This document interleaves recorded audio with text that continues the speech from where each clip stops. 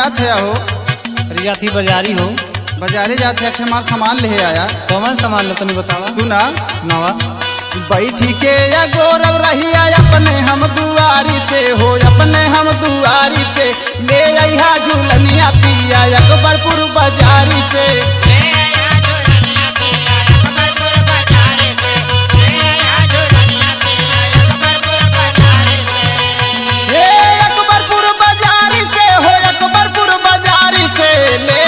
झूलनिया पिया अकबरपुर बाजारी से।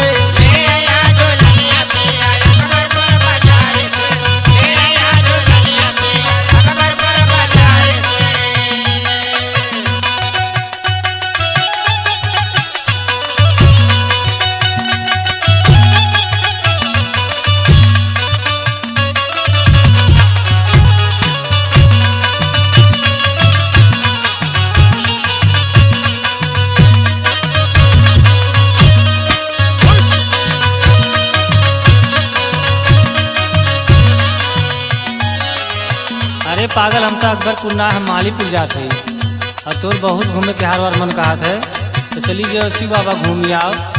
अरे सही कहा थे भैया, एक बात सुना शिव बाबा के। सुनाओ।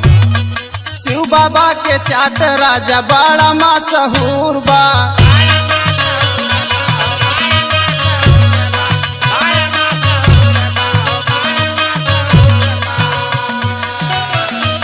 कैसे हम अकेले जाई घर से बड़ी दूर बा।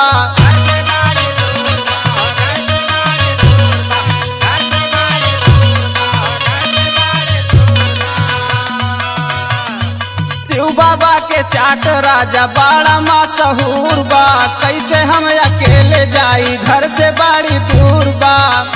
अरे लइके चला साथे पिया जावे ना सवारी से, अर जावे ना सवारी से ले आया झूलनिया पिया अकबरपुर बाजारी से।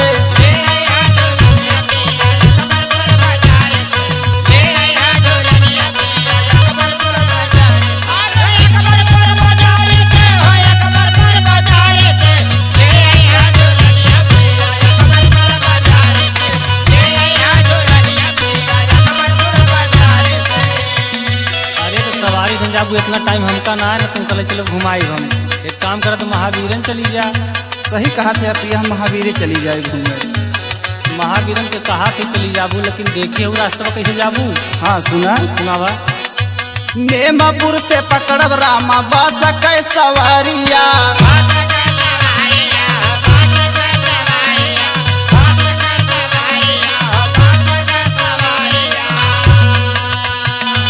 जाबे हम पहुँचे पिया दोसपुर बाजारिया।